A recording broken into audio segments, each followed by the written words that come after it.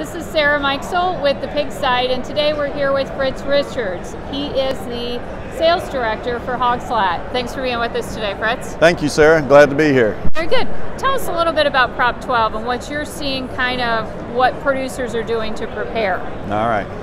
Prop 12 is slated to go in effect in January of 2022. Okay. The final rulings haven't been released yet. But the initial rulings have been that you had to have 24 square foot per sow in a sow unit, and you can't confine a animal for more than 6 hours at a time and no more than 24 hours in a 30-day period. Okay.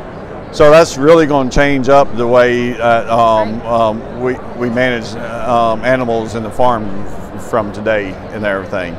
Very good. And so what are you seeing kind of producers doing to prepare for this? Yeah, so you have three different options when they're going to convert a farm. So the biggest change is going 24 square foot. So traditionally we have between 17 and 19 square foot per animal.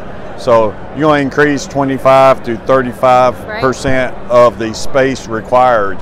So first option is you don't add any facilities, which you're going to have to decrease your herd inventory by 25 to 35%. Right, because you just got to add that extra space, right? For the sows. You got to have, each sow has to have more space, so you can't fit as many sows into the existing facilities. So you can add on the facility to maintain the inventory, but that depends on your state and if you can build a additional barn, or if you can permit additional barn, and then also if you have a space to be able to add a barn and everything.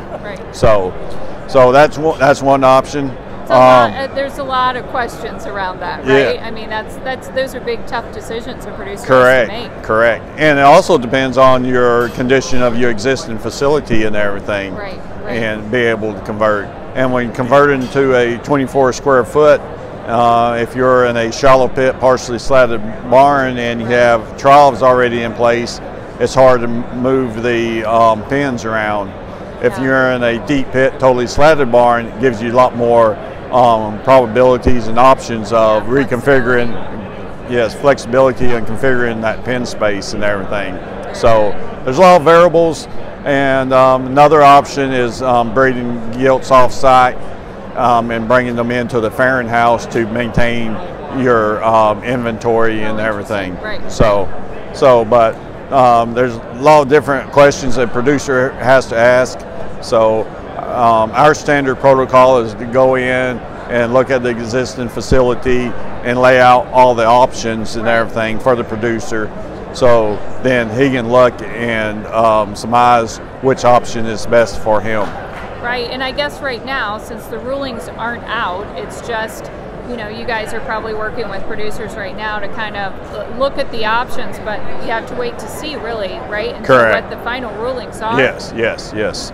And the area that affects a producer the most is in the breeding area. Okay. So, traditionally you breed in a stall. Now we can't have a stall.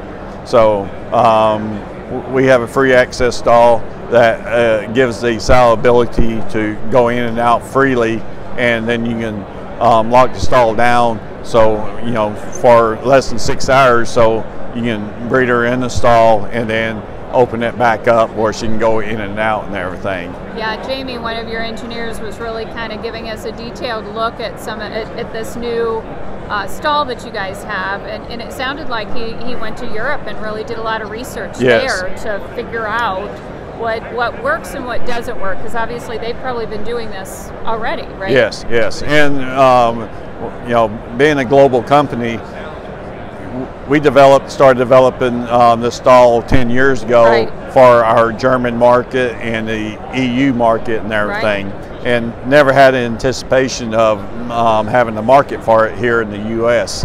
and everything. So we've been able to use that, bring that over to the U.S. and fit a need and everything for these Prop 12. Very easily and everything. So. Very good. The benefits of being a global business, right? Yes. So, you know, you never know what's going to come down the path and everything, and so we're glad to be able to have a option for producers to be able to continue to meet the regulations.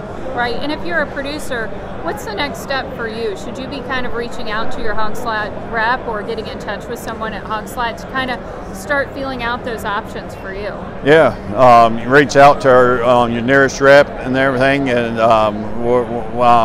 we've done a tremendous number of these retrofits, and laying them out and everything.